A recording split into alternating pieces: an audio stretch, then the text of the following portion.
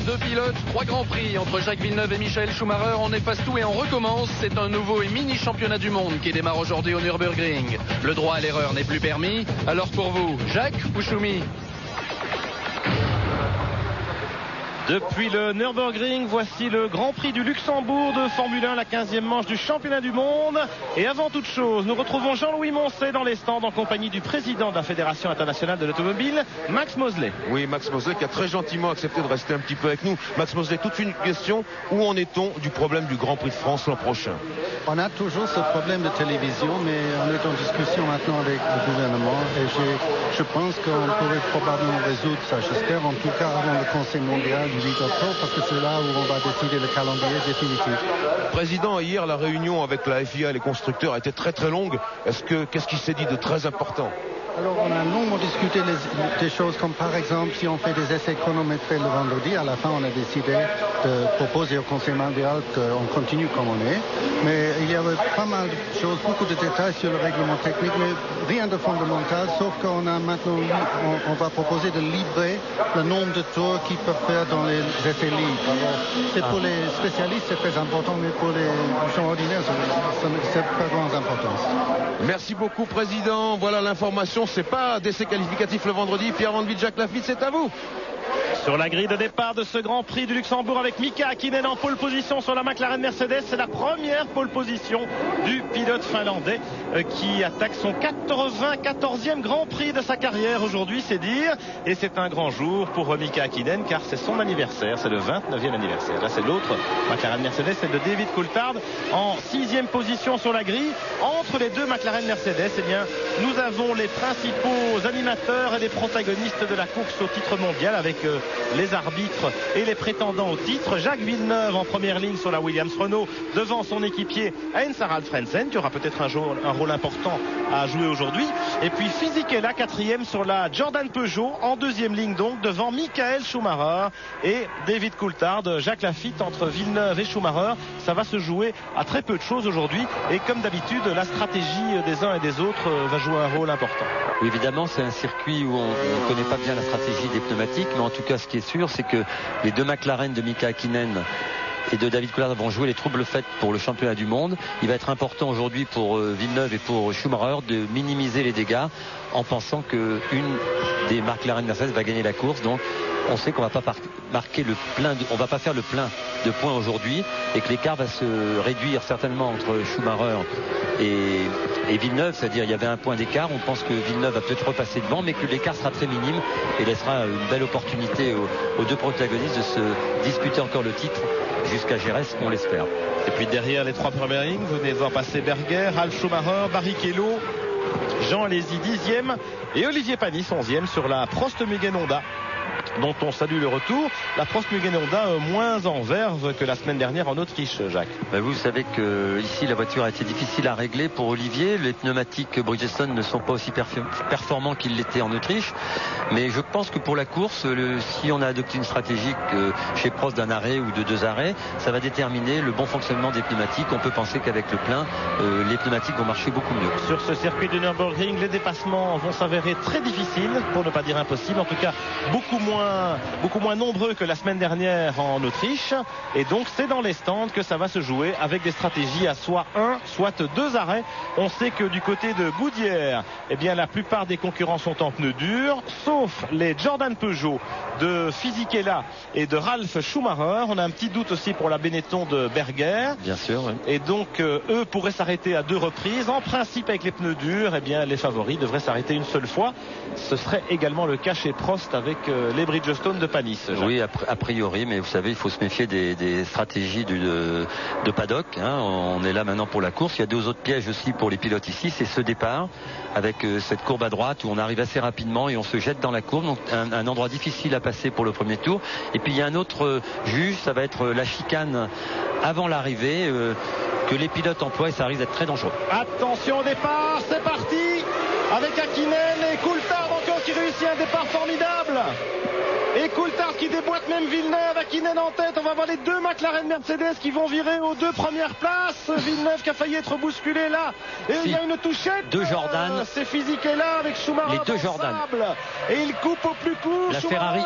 il revient dans le peloton. Attention. Oh là là, mon Dieu, c'est dangereux. Jacques, vous aviez raison de souligner que ce premier virage est particulièrement délicat ici au Nürburgring avec plusieurs voitures de front. Des pilotes qui ont tenté le tout pour le tout. On pense à Fisichella ici avec la Jordan Peugeot qui était au coude à coude avec Schumacher et la Ferrari. En tout cas, ça fait 2 Jordan Peugeot éliminés. On a l'impression que Ralf Schumacher a un peu de problème ou Fisichella pour descendre de sa voiture. On va voir ce qui s'est passé, mais il y a eu un choc assez violent.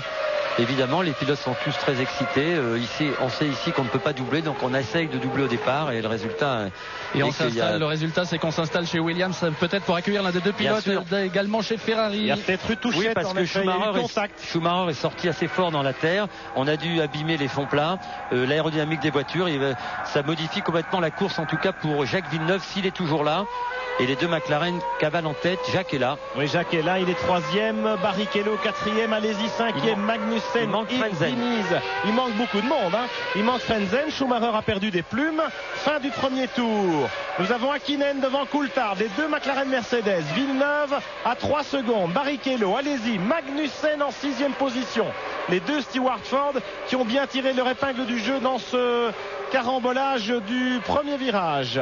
7e Damon Hill, 8e Pedro Diniz, les 2 Arrows également qui s'en tirent bien. Johnny Herbert 9e sur la Sauber, Schumacher seulement 10e. Il est là. Ouais. Il est là, Michael Schumacher, juste devant Olivier Panis. Et puis Irvine, Frenzen est passé en 13e position. Marquez 14e, Berger 15e, Nakano 16e et puis Salo, Verstappen, Morbidelli. Et voilà, il n'y a que 19 voitures à la fin de ce premier tour. Il manque Fisichella, il manque Ralf Schumacher. Et puis encore une voiture. Alors je pense que Pierre, que l'accrochage s'est effectué, on ne peut pas passer à 5 de front dans cette courbe. Et on a vu les 2 Jordan Peugeot, une Jordan à l'intérieur. Je pense que c'est celle de Schumacher qui essayait de Ralf Schumacher qui essayait de se frayer un passage. Il a accroché sa voiture, qu'il a précipité sur la Ferrari de Schumacher et Frenzen était là aussi. Et bon, voilà, ils sont loin, mais la course n'est pas finie pour eux. Espérons. Voilà. Ça c'est l'autre point dur du circuit. Vous voyez cette chicane avec beaucoup de sable. Et regardez, les pilotes qui l'utilisaient énormément pendant la course, pendant les essais, vont être beaucoup plus prudents maintenant. Retour au stand de Katayama, c'était lui le 3e homme qui nous manquait. Outre les 2 Jordan Peugeot qui ont donc renoncé dès ce premier virage. 2e tour. Hakkinen, Coulthard, les 2 McLaren Mercedes comme à la parade. Jacques Villeneuve 3e. Ça va bien la voiture de Jacques, il vient d'effectuer le meilleur temps, donc ça veut dire que la voiture est en bon état. Voilà Schumacher qui arrive au stand pour changer de pneumatique. Pendant que vous avez le départ à l'image, je crois, Pierre. On revoit le départ au ralenti. Coulthard s'infiltre, il déboîte Villeneuve. Derrière, nous avons les 2 Schumacher au coude à coude. Michael Schumacher dans un sandwich de Jordan Peugeot. Et c'est fini. Attention. Et c'est fini pour Michael Schumacher. Ah là là, 2e tour de ce Grand Prix du Luxembourg et la course est décapitée par l'abandon du leader du championnat du monde, Michael Schumacher chez Ferrari. Alors on compte sur vous évidemment pour aller aux nouvelles. Il est parti tout droit encore dans la chicane, Michael Schumacher. Oui. Il n'y a pas eu qu'au départ des problèmes. Il avait un problème de direction, était-il en train d'expliquer à ses mécaniciens, ce qui explique cette sortie de route. Voilà, cette hésitation à la chicane. Et pour Michael Schumacher, eh bien, c'en est terminé. Et donc, son petit point d'avance au championnat du monde risque évidemment de fondre. Et Villeneuve a un gros coup à jouer aujourd'hui. Alors, drapeau jaune là-bas. On sort une voiture de la piste. À la chicane, la fameuse chicane qui a été rétrécie cette année. Et nous sommes à la fin du 3e tour. Toujours Hakkinen, Coulthard, les 2 McLaren Mercedes. Villeneuve, 3e. Barrichello qui a réussi un formidable départ. Jean Alesi également, il était 10e sur la grille, il pointe 5e. Ils se sont bien débrouillés là-bas dans le carton de ce premier virage. Hakkinen, Michael Schumacher complètement dépité, abattu mais extrêmement calme, qui vient de sortir à l'arrière du stand et de monter mais vraiment tout doucement dans la remorque Ferrari. On va voir s'il acceptera d'en ressortir tout à l'heure. Merci Marc, on revoit encore une fois le départ. C'est un très mauvais départ de Fisichella qui a provoqué un peu ce regroupement, ce bouchon. Et là, regardez, Ralf Schumacher déborde hop, la Ferrari qui est pas assez rapide se met à l'extérieur. Regardez, il rentre à 3. Et là, une Jordan. Les deux Jordan se touchent et poussent Schumacher. Et derrière, bon, ça suit, on peut pas passer. Et regardez, il y a une voiture ici arrêtée là. Voilà. Ouais, c'est la Minardi de Katayama. Voilà. Regardez, et on revoit l'image embarquée et c'est Ralf Schumacher qui envoie son grand frère dans le bac à sable. Alors là, évidemment, le dîner de famille ce soir à Kerpen, Jacques, ça va pas être triste. Enfin, pauvre Schumacher, mais le champion, regardez. Ouais, beaucoup de chance pour Villeneuve. Touchette des deux Jordan Peugeot. Ouais, Villeneuve est pas loin, passé tout Villeneuve, juste. hein. Et c'est Frenzen aussi qui était juste devant. Ouais. Mais touchette des deux Jordan Peugeot qui envoie Schumacher hors piste. Oui, il y a évidemment, regardez, Yann Phillips, Ralf Schumacher qui est revenu là chez Jordan. Et ça en disait long, hein, la grimace de Yann Phillips, le directeur commercial de l'écurie irlandaise. Alors que pendant ce temps, Mika Häkkinen, il n'amuse pas la galerie. Une 21-0, meilleur tour en course. Il creuse l'écart. Il a déjà 2 secondes d'avance sur son équipier David Coulthard. Les McLaren Mercedes, Jacques Lafitte, on savait qu'elle serait favorite ici au Nürburgring. Ça se confirme. Mais arbitre de la course au titre, maintenant, ça reste à voir dans la mesure où Jacques Villeneuve peut se contenter de jouer placé. Oui, mais pour Michael Schumacher, c'est important que la situation reste ce qu'elle est maintenant. C'est-à-dire 2 voitures en tête, 10, 16 points, 10 points et 6 points qui peuvent aller à Villeneuve. En fait, là, en cette position, il prendrait 4 points, ce qui ferait un écart de 3 points avant Suzuka, ce qui ne serait pas très très grave pour Michael Schumacher et ce qui serait plutôt bien pour l'écurie Williams-Renault. Mais le championnat, s'il restait comme ça, serait encore très très intéressant à partir de Suzuka. Et espérons que Villeneuve, qui possède une très bonne voiture, il tourne quand même 4 dixièmes moins vite que les deux McLaren. Coulthard vient de réaliser le meilleur tour en 1:21.006 et Villeneuve, Barrichello, Alesi sont un peu plus loin en 1:21.4, 1:21.8 pour Barrichello et Alesi 22. Ce qui veut dire qu'il va se dégager très rapidement. Ces 3 voitures vont. Barrichello commence à tourner vite aussi. Bon, meilleur tour à Häkkinen, 1:26.152. 5e tour, il y en a 67 cet après-midi à boucler de ce Nürburgring de 4 km et demi. 305 km de course donc. Häkkinen, Coulthard à 2 secondes de Villeneuve, 3e à 4 secondes 3. Vous avez vu Barrichello à 8 secondes, Alesi est dans son sillage, Magnussen 6e sur l'autre Stewart Ford devant les deux Arrows. Ouais, devant les deux Arrows de Hill et de Diniz, roue dans roue. Johnny Herbert 9e, Olivier Panis en 10e position sur la Prost Mugen Honda, juste derrière Herbert et juste devant la Ferrari Lady Irvine. Et puis Frenzen pointe au 12e rang devant Berger, Nakano, Salo, Morbidelli, Verstappen. Et puis ceux qui ont abandonné déjà dans ce Grand Prix, Michael Schumacher, Tarso Marquez, Ukyo Katayama et les deux Jordan Peugeot de Fisichella et de Ralf Schumacher. Bien sûr, s'il en restait là, les 4 points ramenés par Jacques Villeneuve lui permettraient d'avoir 3 points d'avance. Et si par hasard il gagnait la course et que Schumacher ne finissait pas, ça ferait 9 points. Ça ferait 9 points. Voilà, on serait toujours en position pour que le championnat se termine à Jerez, ce qui serait formidable pour nous et pour les téléspectateurs. Allez, la Williams-Renault de Jacques Villeneuve en caméra embarquée dans ce dernier virage. Villeneuve qui, à 4 secondes certes, mais qui commence à se rapprocher des chronos des McLaren Mercedes devant lui. C'est bon signe pour Jacques Villeneuve. Maintenant, il faut savoir s'il n'a pas abîmé un peu le train avant de sa voiture. S'il s'est pas passé, il n'a pas pris un petit choc, parce que ça pourrait user prématurément ses pneus et ça l'obligera à s'arrêter plus rapidement peut-être que prévu. Là, on vient de voir le peloton avec Frenzen et Berger ici au coude à coude. On a vu passer Panis. Un début de course très mouvementé donc à l'avant de la grille dans ce premier virage. Et puis maintenant, on se pose un peu. Les écarts commencent à se creuser, en tout cas en ce qui concerne les 3 premiers, Häkkinen, Coulthard, Villeneuve, qui sont partis. Oui, ces 3 pilotes-là sont nettement plus rapides que le reste de la bande, c'est-à-dire que Barrichello, Alesi tourne en 1:21, 1:22, et qu'un peu plus loin, Magnussen, Hill, Diniz, Herbert, Panis, Irvine, enfin presque tout le peloton tourne en 1:22.4, c'est-à-dire presque 2 secondes moins vite que les leaders. Alors ce peloton de chasse précisément, Barrichello 4e devant Jean Alesi, et puis les deux Arrows pas loin, Herbert, Panis, Irvine, Frenzen, Berger. Tout ça reste très serré, et bien entendu c'est dans les stands que ça peut se jouer tout à l'heure au moment des ravitaillements, des arrêts au stand. On va savoir s'ils vont s'arrêter à 1 ou à 2 reprises. Et là on déboule dans la ligne droite avec le leader du Grand Prix, Mika Häkkinen, sur la McLaren Mercedes. 94 Grands Prix au compteur pour le Finlandais et pas la moindre victoire. Évidemment. Alors il y a des records peu envieux qu'on ne souhaite pas à Hakkinen de battre. On se souvient que Jean Alesi par exemple avait remporté sa première victoire en F1 au terme de son 91e Grand Prix. C'était à Montréal en 95 au Grand Prix du Canada. Jean Alesi sur la Ferrari, sa seule et unique victoire en F1 aujourd'hui. Et puis je me souviens aussi d'un autre camarade, mon cher Jacques, c'est Thierry Boutsen qui s'était imposé également à Montréal au terme de son 95e Grand Prix. Mais il y en a eu d'autres. Il y a eu des Jean-Pierre Jarier, des Chris Amon, qui avec 130 jamais remporté Grand Prix, ou Andrea de Cesaris par exemple, plus de 200 Grands Prix au compteur et jamais la moindre victoire. C'est évidemment le mal qu'on ne souhaite pas à Mika Hakkinen. En tout cas, on se retrouve dans une situation un peu similaire de celle de Jarno Trulli avec la Prost Mugen Honda la semaine dernière. Il fait record du tour sur record du tour. Il est en train d'atomiser tous ses adversaires.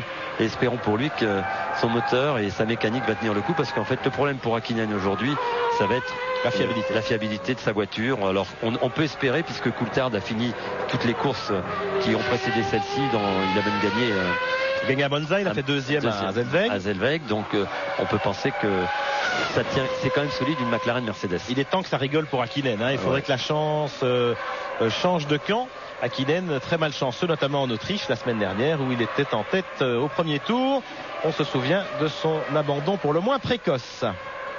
Il y a un autre record encore pire, Pierre. Martin Brundle, 158 Grands Prix, quand même dans certaines bonnes écuries, notamment McLaren dont on parlait. Il n'a jamais mené sur un tour, sur 1 kilomètre, sur 1 mètre, un seul Grand Prix. Martin Brundle qui s'est arrêté l'an dernier seulement. Il est dans une cabine ici, voisin de nous, Martin Brundle, commentateur désormais pour ITV, la chaîne britannique. Les deux McLaren Mercedes donc qui ont creusé l'écart. Hakkinen a déjà 4 secondes 3 d'avance sur Coulthard. Donc entre les deux McLaren, il y a quand même une différence de performance assez étonnante, Jacques. Oui, mais je pense que c'est un circuit qui réussit mieux à Hakkinen. Il a eu plus de temps que Coulthard pour régler sa voiture ici, puisqu'Hakkinen avait eu un incident technique sur sa voiture dès le premier tour d'essai du samedi. Donc il a perdu Coulthard a perdu une bonne partie de sa séance d'essai. Ça explique peut-être pourquoi il est un peu en retrait. Vous savez, il y a des pilotes qui préfèrent certains circuits que d'autres et qui sont beaucoup plus rapides, et là Hakkinen est rapide. Ce matin en warm-up, Hakkinen a signé le meilleur temps avec plus d'une seconde d'avance sur Hakkinen, alors qu'ici on se battait en centième de seconde. Bien sûr. On se dit aussi que vis-à-vis de l'état-major de Mercedes qui est ici au Nürburgring, peut-être que chez McLaren on n'avait pas mis le plein d'essence dans les voitures. Voilà. C'est ce que je voulais vous dire, Pierre. Il faut toujours faire très attention au warm-up, parce que les configurations des voitures ne sont pas toujours les mêmes dans les écuries. On essaye plus ou moins d'essence pour savoir si on va faire 1 ou 2 ravitaillements pour peaufiner la stratégie.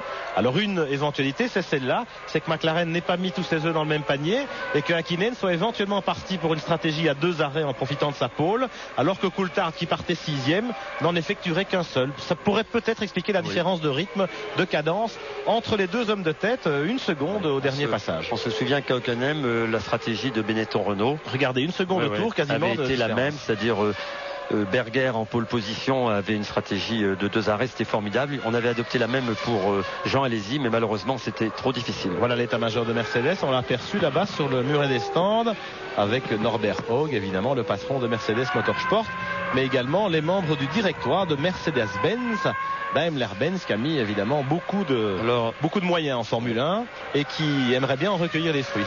Alors là, il est intéressant de noter que Villeneuve suit parfaitement la cadence, en tout cas de Coulthard.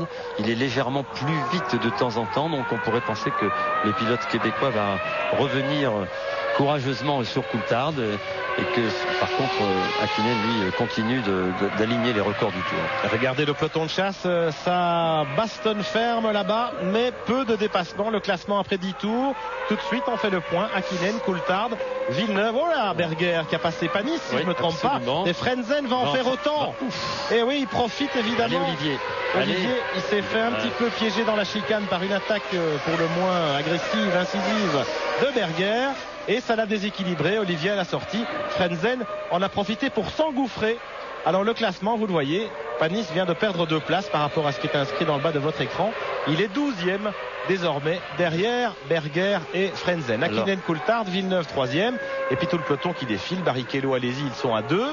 En 4e et 5e position, en pleine bagarre. Un peu plus loin, on trouve Magnussen qui fait le bouchon dans le groupe de chasse devant les 2 Arrows, Diniz et puis Herbert, Berger, Frentzen, Panis, Irvine et tout le peloton là-bas qui défile jusqu'au bout. Oui, entre le 6e Magnussen et le 14e, presque 14e, 13e Irvine, il y a à peine moins de 6 secondes. Quand on sait l'écart pour suivre une voiture, les voitures sont vraiment roue dans rond, tournent à la même cadence.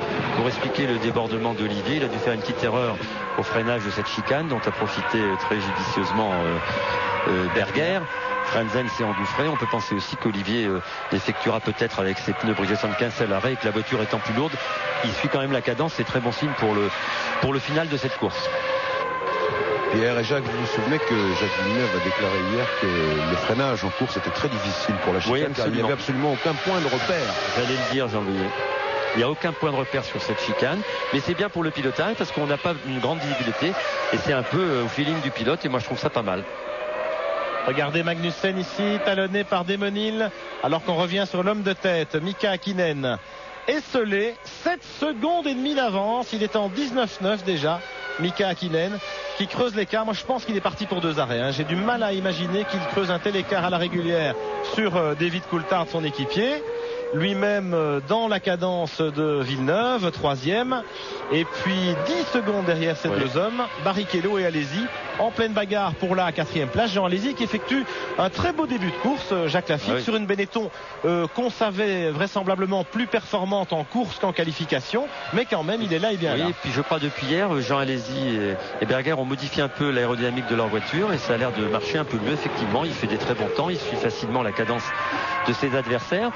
Mais enfin, il est là, il a eu profité évidemment de l'incident du départ et il est en bonne position et il tient la cadence, il tourne dans des très bons temps. Donc on peut penser que la voiture d'Alesi est en bonne configuration. Pour ce qui est de Coulthard et d'Hakkinen, c'est vrai, il tourne très vite, il a 8 secondes d'avance après 12 tours. S'il fait 2 arrêts, il va s'arrêter vers le 22, 23e tour. Il faut qu'il cravache ferme parce qu'il faut qu'il ait un minimum de 22 secondes d'avance sur son coéquipier et sur ses adversaires pour repartir en tête de la course s'il effectuait 2 arrêts. Et moi je crois plutôt qu'il est très rapide. Eh bien on va voir ça, le suspense est ouvert, 1 ou 2 arrêts pour Häkkinen. Qu'en est-il pour ce groupe de poursuivants assez spectaculaire? Eh bien à suivre sur TF1 dans un instant. À tout de suite au Nürburgring dans le 15e des 67 tours de ce Grand Prix du Luxembourg de Formule 1. Et un peloton extrêmement compact qui défile sur votre écran. La bagarre entre les pilotes qui occupent entre la 6e et la 15e place à peu près. Tout ça se suit de très près, vous le constatez, et la bagarre va faire rage jusqu'à la fin de la course avec les arrêts ravitaillement qui vont peut-être déterminer quelques changements de position. Nous avons Olivier Panis dans ce peloton juste derrière Frentzen, on vient de le voir passer. Panis actuellement en 12e position. La course en tête, c'est évidemment le cavalier seul de Mika Häkkinen avec sa McLaren Mercedes, près de 10 secondes d'avance maintenant sur son équipier David Coulthard en 2e position. Jacques Villeneuve est à 11 secondes et c'est évidemment le grand bénéficiaire sur le papier pour l'instant de ce Grand Prix du Luxembourg, puisque on le sait, Michael Schumacher a été contraint à l'abandon dès le 2e tour de ce Grand Prix après avoir été victime d'une touchette, une collision entre les deux Jordan Peugeot dans le premier virage de ce circuit de Nürburgring. Et la grande victime de cet accident, eh bien ce fut Michael Schumacher qui a ainsi perdu toutes ses chances dès le 2e tour de course. Pierre Van Vliet et Jacques Lafitte, une toute petite information. Ralf Schumacher vient de monter dans le camion Ferrari pour aller s'expliquer avec son frère Michael. Eh bien, on parlait du dîner de famille à Kerpen ce soir, ça va peut-être être un petit peu anticipé. Nos amis les frères Schumacher vont peut-être s'offrir un petit goûter cet après-midi.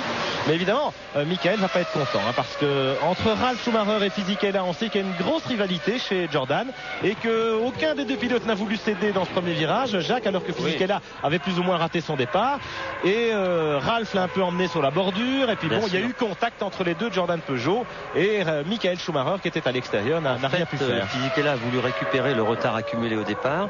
Il était donc à l'intérieur, opprimé, oppressé par Michael Schumacher et le frère Ralf qui était à gauche de Michael Schumacher. Il a essayé d'éviter le contact en allant dans la terre à droite. Malheureusement, dans la terre, il n'a pas pu s'arrêter. Herbert qui rentre au stand, alors que Diniz venait de rater son passage à la chicane. On a l'impression qu'Herbert a voulu plonger. Je suis pas certain qu'il était attendu dans les stands, Johnny. Oui, quand même. Chez Sauber, ils sont là et bien là. Alors, premier arrêt au bout de 16 tours pour Johnny Herbert et la Sauber Petronas.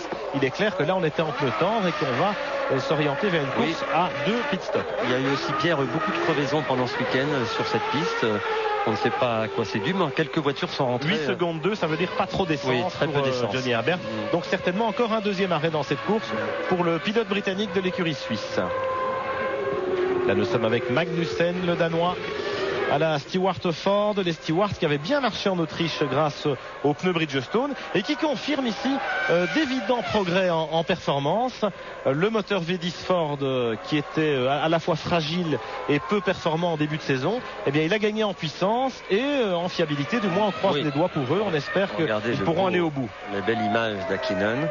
Et regardez, il prend quand même les bordures, mais enfin, vous voyez la roue arrière comme elle tremble. Vous voyez la fragilité des voitures sur cette. Ah là là, ça c'est une Nakano. Malheureusement, c'est une Prost et Nakano. Bien vu, Jacques. C'est la Prost Mugen Honda et ça veut dire que l'épidémie des moteurs Mugen Honda, vue en Autriche, malheureusement, ça se poursuit. Oui, parce que là, Nakano avait un moteur tout neuf. On lui avait changé son moteur ce matin après le warm-up parce qu'il avait eu un problème, il avait cassé la courroie d'alternateur et par précaution on lui a mis un moteur. Alors bon, c'est très étonnant parce qu'on est seulement au 17e tour et c'est pas...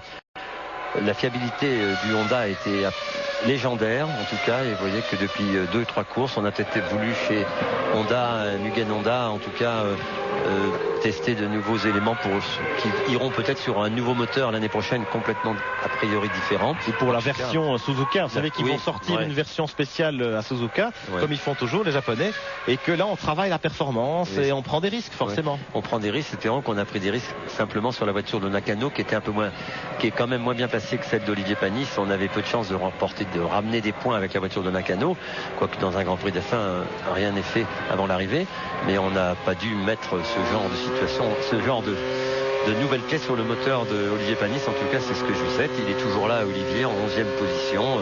Il se bagarre avec Diniz, avec Frenzen, il est dans le groupe de chasse et il a une position très confortable. Les arrêts vont être très déterminants pour tout ce groupe. Hakkinen, Coulthard, Villeneuve, les écarts continuent de se creuser alors que nous sommes dans le 19e tour. Barrichello est déjà à près de 30 secondes avec Jean Alesi derrière. Alesi qui est certainement gêné. Il klaxonne Alesi depuis pas mal de temps, comme Hill, Berger et klaxonne derrière Magnussen. C'est le début de course d'un circuit où c'est très difficile de doubler. Le départ était primordial pour tous ces pilotes. Vous avez vu ce qui en a résulté, beaucoup d'incidents. Alors Villeneuve, ici à l'image, en caméra embarquée, il est 3e. On écoute le V10 Renault.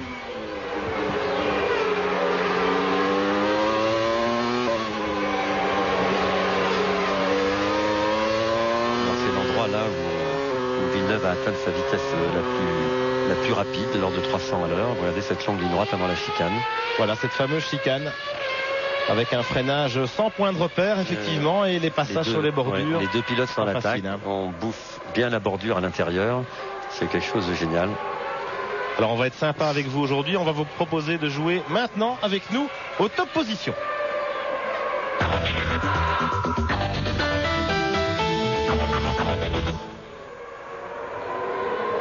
36-15 côte TF1, le tiercé dans l'ordre à ce stade de la course, pas trop difficile. Et vous gagnez le plein d'essence auprès de notre partenaire. Alors pour ce qu'il en est de la course de Jacques Villeneuve, elle est beaucoup plus claire qu'elle ne l'était au départ. Il sait que Michael Schumacher, il a été prévenu par radio, n'était plus là. Donc on peut penser que Jacques Villeneuve, très intelligemment, va se contenter de cette 3e place. Il va pas tout faire pour récupérer 2 points au championnat du monde. Il sait que c'est très important. Il tient à la cadence. On écoute Ralf Schumacher, l'explication de Ralf. Ah oui. Well, we just I just had quite a good start, so I overtook Giancarlo and j'aurais pris un bon départ. Into the first corner. I saw Je me suis retrouvé aux côtés de Fisichella dans le premier virage. Frenzen était devant, j'ai donc levé le pied. Mais Fisichella n'a pas pu freiner à l'intérieur. Il m'est rentré dedans, je suis monté dessus et malheureusement, là, j'ai rebondi sur mon frère. Il m'a rien dit, mon frère. Demandez-lui plus tard. Ben oui.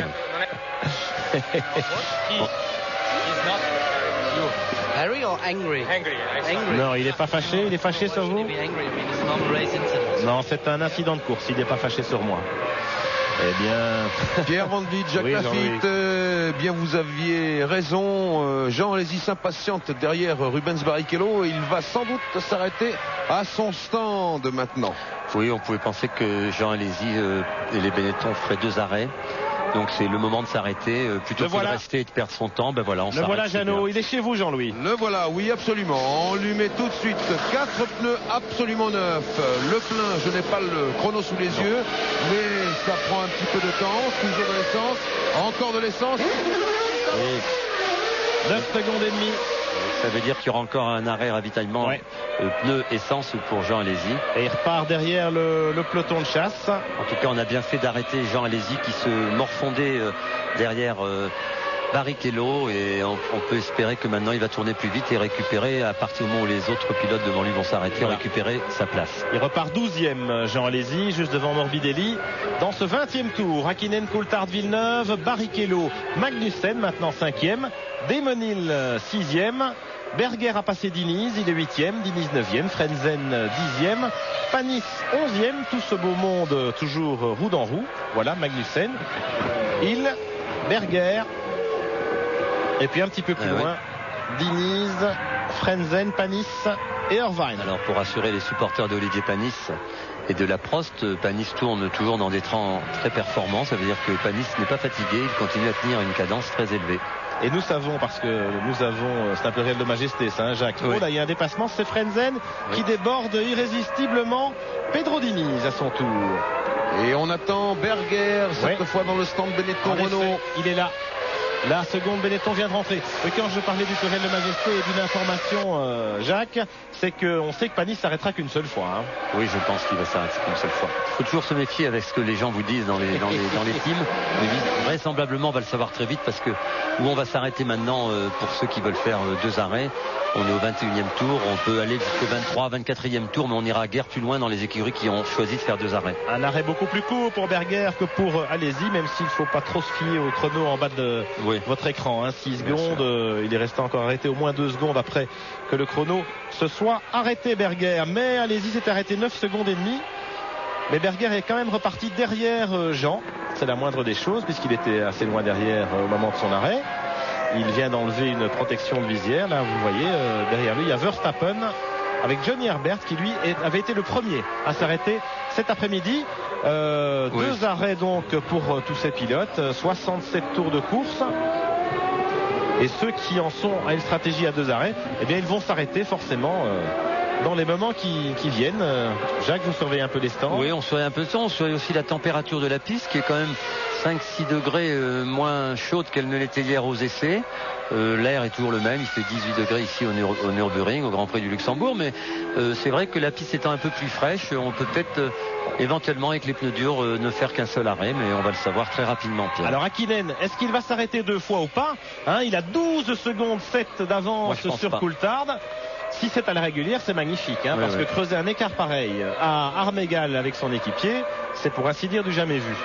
Oui, c'est en tout cas une belle performance, mais il était déchaîné, on le sentait depuis vendredi qu'il était là, il était très déçu, enfin ravi d'être en première ligne en Autriche, très déçu d'abandonner au premier tour alors qu'il avait une voiture pour gagner. On a aperçu la performance de Coulthard. Là on a Panis juste devant Eddie Irvine. Nous sommes en caméra embarquée avec la Ferrari d'Irlandais, il vient de se faire dépasser Irvine, je me demande s'il n'était pas en difficulté. Et là nous sommes dans les stands avec Verstappen, non c'est Salo. La Tyrrell, 11 secondes, c'est un long ravitaillement. Et il était mal, Irvine. Et voilà la deuxième Ferrari qui s'immobilise. On était avec lui en caméra embarquée au moment précis où eh bien, sa voiture a rencontré un problème mécanique, c'est évident. Et voilà, c'en est terminé. Désespoir de la Scuderia, mais avec Schumacher qui s'était arrêté. Vous voyez, Pierre, ici à l'image, cette tour où on voit la position. Et je me souviens quand je courais ici, c'était formidable parce que je savais toujours où j'en étais. On a du premier au 10e, hein, ce qui était une information très intéressante. Et je sais que les pilotes, parfois, Jacques, pendant les Grands Prix, non seulement ils regardent leur position, par exemple sur cette tour, mais ils regardent aussi les écrans géants de télévision qui sont orientés vers les tribunes des spectateurs. Mais sous certains angles, eh bien, il paraît que les pilotes peuvent suivre la course à la télé, c'est assez inattendu ça. Oui, c'est le modernisme avec tous ces écrans et ces nombreux spectateurs. Mais je veux dire, on est concentré sur le pilotage de sa voiture et malgré ça, on arrive à s'intéresser au monde extérieur. On s'intéresse plus ou moins, mais comme c'est en pleine vision, en plein champ de vision, et qu'on a l'habitude de voir très rapidement tout ce qui se passe autour, on peut noter très rapidement sa position. Évidemment, on n'a pas les yeux braqués là-dessus, mais on le remarque instantanément. Voilà, c'est même un jeu quand on arrive dans cette chicane, avant ce freinage, juste avant, là c'est en pleine vitesse, il n'y a rien à faire de spécial, sinon surveiller ses rétroviseurs, et on a complètement le temps. Bon, faut pas louper après son freinage, que ça arrive très vite. Hein. Alors, premier ravitaillement également pour Morbidelli. Là, les McLaren Mercedes sont donc dans le trafic. Hakkinen ici qui rejoint le duo Verstappen-Herbert. Morbidelli vient de repartir avec déjà un tour de retard sur le leader. Alors Hakkinen dans le trafic, Coulthard et Villeneuve derrière qui vont tenter de réduire l'écart. On va très vite savoir si Hakkinen va s'arrêter ou pas. En tout cas, Hakkinen, Coulthard maintenant depuis quelques tours tourne à peu près dans les mêmes temps, ce qui faudrait dire que les pneus commencent certainement à s'user, que la cadence d'Hakkinen est plus difficile à tenir. Par contre, la cadence de Coulthard, il se rapproche tout doucement. En tout cas, il tourne à la même cadence que son coéquipier. Et Villeneuve est là aussi. Ils sont un peu moins rapides, Villeneuve, là, depuis 2 tours. Il est maintenant à 3 secondes de Coulthard, mais il est là et je pense pas qu'il va prendre aucun risque. Regardez le dépassement d'Hakkinen sur Herbert. C'est un endroit, la plus belle vitesse de pointe. Herbert l'a vu et l'a laissé passer. Il faut la bonne volonté du pilote qui vous précède. Verstappen vient de rentrer au stand. Et donc la voie est dégagée. Maintenant devant Mika Hakkinen. 25 tours couverts. Il y en a 67 dans ce Grand Prix du Luxembourg. Mika Hakkinen, le jeune Finlandais, de moins en moins jeune évidemment. Il fête son 29e anniversaire aujourd'hui. C'est encore pas mal. Il a débuté très jeune en F1. Mika, c'était chez Lotus en 1991. 2 saisons chez Lotus aux côtés de Johnny Herbert d'ailleurs, avant de rejoindre McLaren en tant que pilote d'essai en 93, que réserviste de luxe parce que Ayrton Senna courait pour McLaren en 93 avec Michael Andretti. Et puis on se souvient que Michael Andretti, qui comme Jacques Villeneuve ici à l'image nous venait de la Formule Indy, avait eu quelques difficultés d'adaptation en Formule 1 et qu'il avait jeté l'éponge avant la fin de la saison. Ça a été la chance d'Hakkinen. Il s'est retrouvé au volant de la McLaren à Estoril pour le Grand Prix du Portugal fin septembre. Et figurez-vous que dès son premier Grand Prix chez McLaren, Hakkinen s'était offert le luxe de se payer le scalp d'Ayrton Senna en qualification, excusez du peu. Oui, c'était un pilote très rapide. Il faut se rappeler aussi que Hakkinen a eu un terrible accident à Adélaïde, la dernière course de la saison, il y a 2 ans, qu'on le pensait irrécupérable pour la course automobile. On a eu très peur pour lui. Il est revenu tout à fait en début de saison, certainement pas en pleine forme. Il a d'ailleurs depuis pas mal changé sa façon de voir la vie et de voir les choses. Il est un peu moins espiègle, voilà, un peu moins espiègle, il a mûri évidemment. Mais en tout cas, il aime toujours la course automobile et le pilotage, et il est en train de nous le démontrer aujourd'hui. En tout cas, on est heureux pour lui, parce que c'est formidable après un accident comme il a eu de se retrouver dans cette position. Un mental d'acier pour le Viking de la Formule 1, Mika Hakkinen, qui caracole en tête de ce Grand Prix du Luxembourg. Et là on revient maintenant dans le peloton de chasse avec Villeneuve dans le trafic. Près, hein. Il est revenu sur Coulthard parce que Coulthard est un petit peu gêné, me semble-t-il, il est là. par les voitures attardées, en l'occurrence ici. Non, c'est pas ça c'était la caméra embarquée dans la Williams de Frenzen. Voilà, on a été un petit peu piégé. C'est Magnussen devant Demonil et Heinz-Harald Frenzen revenu à la 7e place. Il est quand même incroyable de voir Frenzen ne pas pouvoir dépasser Hill et Magnussen. Hein. C'est un circuit où si le pilote devant vous n'y met pas un peu de bonne volonté, c'est indoublable. Hein, mais enfin, il était quand même beaucoup plus rapide aux essais. Et puis les stewards de Magnussen et Barrichello, on imaginait qu'ils allaient s'arrêter à 2 reprises avec les pneus tendres Bridgestone. Eh bien non, ils continuent leur petit bonhomme de chemin. En tout cas, Pierre, on se prépare à faire des arrêts de pneus dans les stands. Je vois chez Williams, les mécaniciens viennent de sortir les pneus, donc on est au 26e tour sur les 67. C'est bien. Ça veut dire 2 arrêts. Ah oui, ça veut dire 2 arrêts, ça c'est sûr.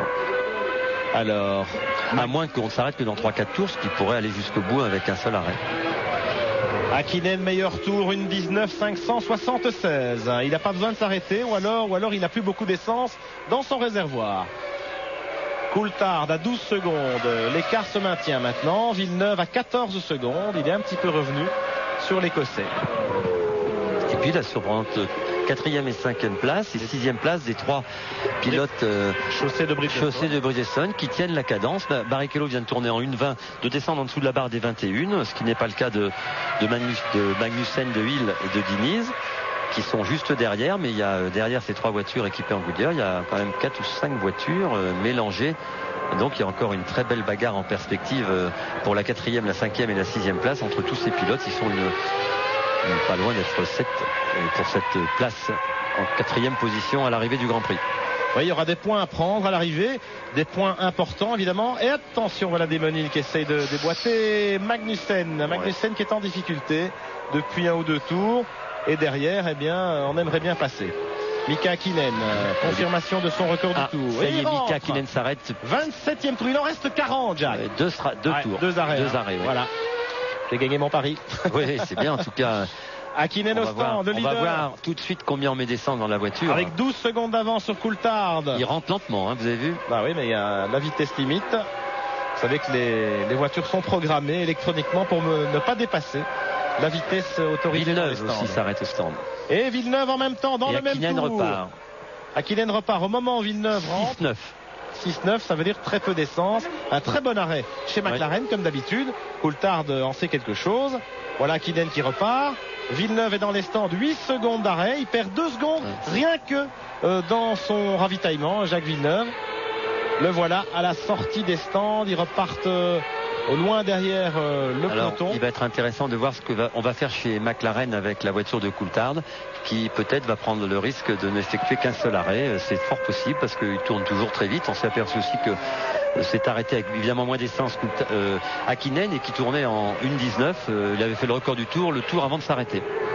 On s'est aperçu depuis le début de la saison, Pierre, que les pneumatiques Goodyear, plus ils s'usent, moins il y a d'essence, plus ils vont vite pendant la course. C'est étonnant que les écuries n'aient pas encore assimilé cette situation pour proposer à leurs pilotes de s'arrêter et de faire un seul arrêt. Alors on parlait ici beaucoup de l'usure des pneus avant de des voitures, qui occasionnait beaucoup de retard. Vous avez vu que Hakkinen fait très attention aux bordures. C'est Coulthard. Un circuit très technique, Jacques. Pas mal de sous-virages, des longues courbes à long rayon avec des pneus qui s'usent effectivement à l'accélération. On l'a vu dans les rapports de toutes les écuries. Tous les pilotes se plaignent ici du sous-virage. Alors on pourrait mettre beaucoup d'appui devant, mais il y a quand même des courbes rapides, des enchaînements, et la voiture là deviendrait très survireuse, c'est-à-dire des raprès de l'arrière, et c'est pour ça que l'équilibre aérodynamique et mécanique est très difficile à trouver ici. 9 secondes d'écart entre Coulthard et Hakkinen. Oui. C'est pas mal, hein. Hakkinen a bien réussi. On s'aperçoit qu'Hakkinen a perdu à peine 20 secondes pour ses arrêts. C'est un arrêt assez court ici, il faut le souligner. Ce qui explique aussi la stratégie à 2 arrêts, parce que ce n'est pas très pénalisant de s'arrêter. Absolument. Villeneuve est reparti devant Barrichello. Vous le constatez, Barrichello ne s'est pas encore arrêté, Villeneuve bien. Je pense que Barrichello ne fera qu'un seul arrêt dans ce Grand Prix. On peut penser que les pneus Bridgestone, qui sont très endurants, moi j'ai vu les pneus de pas mal d'écuries quand je vais voir un peu derrière, les pneus après 25-30 tours étaient en parfait état et très peu d'usure, et on a dû prendre le choix dans les écuries Bridgestone de ne faire qu'un seul arrêt, ce qui va modifier beaucoup les performances des voitures qui sont en ce moment en lice. Et c'est intéressant dans le chef des stewards, des Arrows, mais aussi d'Olivier Panis. Regardez Olivier Panis qui vient au 29e tour de faire son meilleur temps en course. Une 21-0, ça veut dire que les pneus marchent très bien. Il est 10e dans les roues d'Alési. Dans les roues, oui. Et Alési s'est déjà arrêté, il s'arrêtera encore. Panis n'effectuera qu'un seul arrêt. Il est 10e à 6 secondes à peine de Magnussen. Pierre et Jacques, on se prépare chez McLaren Mercedes pour accueillir Coulthard probablement au tour prochain, puisque les couvertures chauffantes sont encore sur les pneus. Eh bien, je vous propose d'attendre peut-être la fin du tour de David Coulthard, le 30e tour, pour voir s'il va bel et bien s'arrêter. Là, nous sommes dans une Williams Renault, c'est celle de Frentzen, évidemment. Toujours derrière Desmonil et Magnussen. Frentzen qui est 7e et qui ne peut pas se mettre en position. Voilà, il rentre au stand, lui aussi. Parce que depuis derrière Magnussen et derrière Hill, les Bridgestone qui ne vont s'arrêter qu'une seule fois, Frentzen en stratégie à 2 arrêts était évidemment pénalisé dans la mesure où c'est absolument impossible de dépasser. Et voilà, Frentzen qui s'arrête à son tour pour ravitailler. Après Villeneuve, c'était près de 9 secondes pour l'arrêt de Villeneuve tout à l'heure. Qu'en est-il pour le pilote allemand d'écurie Williams Renault? C'est mieux, 7 secondes 7. Ça se rapproche des temps de l'écurie McLaren. En tout cas, il se confirme, Pierre, que les pneus Goodyear, les écuries en Goodyear vont effectivement effectuer 2 arrêts au stand, et qu'on s'avance vers un seul arrêt chez Bridgestone, puisqu'on n'a vu aucun pilote rentrer. Voilà Coulthard, le leader. l'autre McLaren Mercedes. Mais nous sommes au 30e tour. Il y en a 67. On pourrait presque, si on met beaucoup d'essence, tenter le coup. Hein. On va voir ce qu'on fait chez McLaren. Voilà. Si on met plus d'essence, il y aura plus de secondes. Eh bien, on change les pneus naturellement. Non, c'est très très court. 4 secondes 9 d'arrêt. Oui, alors évidemment, comme on est au 31e tour, il reste 26 tours à parcourir. 36 tours à parcourir, pardon. Il met moins d'essence. On met moins d'essence et on va faire un arrêt au 50e tour certainement, 51e tour pour avoir une voiture très performante avec le moins d'essence possible. Voilà. C'est une belle stratégie aussi. Les leaders ont ravitaillé. Les outsiders en Bridgestone ne l'ont pas encore fait. Ils ne le feront qu'à mi-course, passer la mi-course. C'est-à-dire dans quelques instants, on se retrouve ici au Nürburgring pour la suite de ce Grand Prix du Luxembourg. Retour au Nürburgring, nous sommes à mi-course dans ce Grand Prix du Luxembourg de Formule 1, 33 tours couverts par les leaders, exactement la mi-parcours, il y en aura 67 cet après-midi pour ce Grand Prix du Luxembourg dominé par les McLaren Mercedes de Mika Häkkinen et de David Coulthard, 12 secondes d'écart, voilà Häkkinen qui coupe la ligne pour la 34e fois. Il a 12 secondes d'avance sur son équipier David Coulthard, soit exactement comme avant son ravitaillement.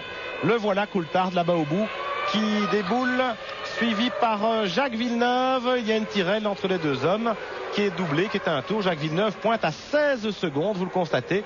Les quelques secondes perdues dans les stands eh bien, se comptabilisent bel et bien sur la piste. Barrichello 4e sur la Stewart Ford en Bridgestone qui ne s'est pas encore arrêté. Magnussen est 5e avec l'autre Stewart Ford, décidément très en verve. Et puis on pointe les deux Arrows de Hill et Diniz, toujours en pneu Bridgestone, 6e et 7e.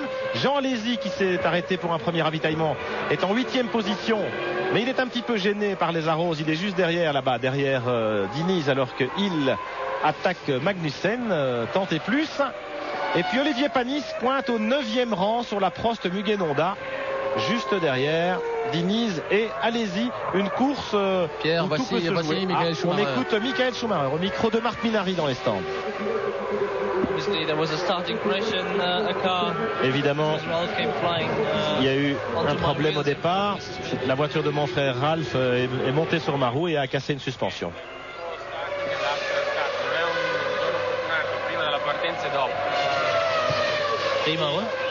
Alors,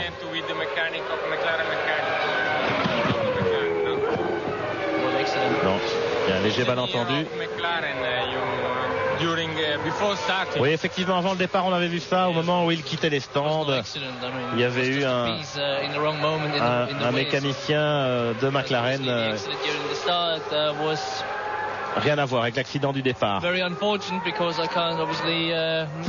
malheureux cet accident parce que cela ruine un peu mes chances au championnat dans ce Grand Prix à domicile pour moi. Et maintenant pour Suzuka,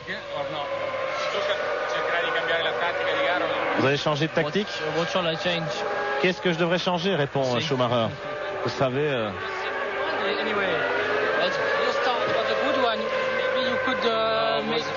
Alors votre départ était pas mal?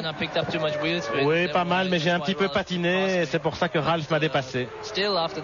Mais après ça, j'aurais pu revenir. Et puis bon, une fois qu'on s'est touché, il n'y avait plus aucune chance. Qu'est-ce que vous avez dit à votre frère Ralph?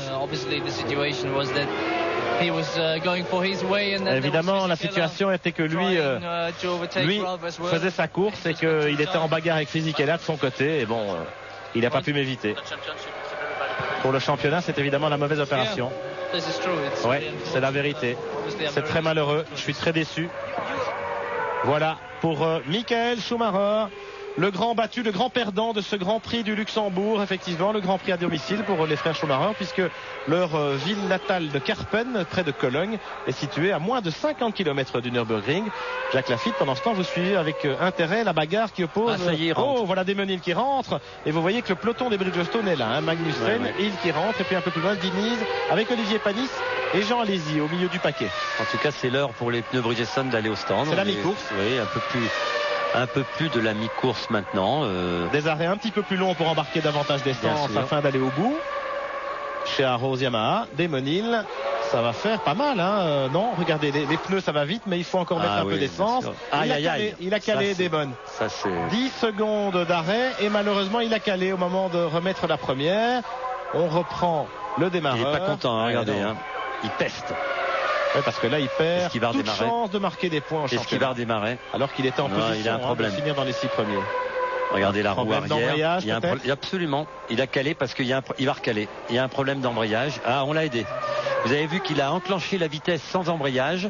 Ça va certainement le pénaliser. Regardez, on a l'impression que la voiture... il sort très lentement. Ah, ça y est, il a repris la bonne vitesse. Il n'était pas dans la bonne vitesse. Voilà. Desmonil qui repart devant Jacques Villeneuve. L'énervement d'un mauvais arrêt, vous avez vu, il est dû partir en seconde, en troisième. Et il repart Desmonil, mais à un tour des leaders. Hakkinen et Coulthard. Et il attaque, Coulthard. Vous voyez qu'il allume un peu ses pneus au freinage. Toujours 12 secondes d'écart, 12 secondes 8 maintenant. À l'avantage d'Hakkinen. Villeneuve 3e. Barrichello s'est arrêté au stand. 17 secondes. Et Barrichello 4e dans les stands. On aimerait bien le voir. Rubens chez Stewart. Parce qu'il est bien placé pour peut-être inquiéter cet homme, Jacques Villeneuve, dans la course au podium de ce Grand Prix du Luxembourg de Formule 1, puisqu'il n'effectue qu'un seul arrêt. Oui, va être intéressant de suivre les performances maintenant des pneus Bridgestone avec un peu plus d'essence et voir où ils se maintiennent par rapport à la... Regardez là. Villeneuve derrière Hill. Villeneuve a pris de la poussière, c'est tangent. On enjambe beaucoup les bordures sur ce circuit, Jacques. Oui, on a tendance, comme il y a beaucoup de sable, parce que je ne sais pas pourquoi les organisateurs du Grand Prix n'ont pas mis un peu de béton, en tout cas à la limite des bordures, parce que ça occasionne beaucoup d'embêtements pour les pilotes et les pneumatiques où on met du sable en permanence sur la piste et vous arrivez, vous n'êtes pas habitué et la voiture se va dans des travers incroyables. Alors le peloton qui bagarre pour la 5e place, Magnussen. 6e Diniz, 7e Alesi, là c'est Olivier Panis en caméra embarquée. Écoutez.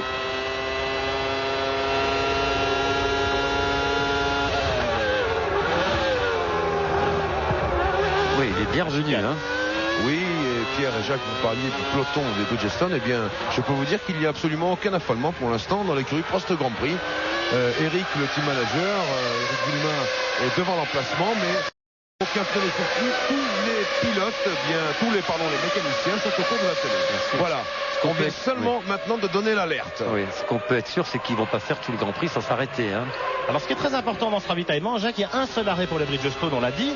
Et Panis là, il est 8e, mais il est à une fraction de seconde, à 2 ou 3 secondes du pilote qui est classé 5e. Ah, oui. Donc s'il réussit bien son arrêt au stand, son ravitaillement, il peut repartir devant. Voilà. Alors c'est pour ça, je pense qu'on va attendre le plus longtemps possible pour ravitailler Panis, en tout cas si on peut le faire en essence, parce que ça lui permettra de rester moins longtemps au stand par rapport à Barrichello, qui est resté un peu plus longtemps, ce qui s'est arrêté avant. Donc on a remis plus d'essence obligatoirement pour aller à la fin du Grand Prix. Donc ça c'est pas mal de pouvoir aller le plus loin possible à l'heure actuelle, parce que ces voitures, vous l'avez dit, c'est 2 secondes et demie d'écart, c'est rien du tout. Ça peut se gagner dans les stands et entre les stands, la piste et les stands aussi.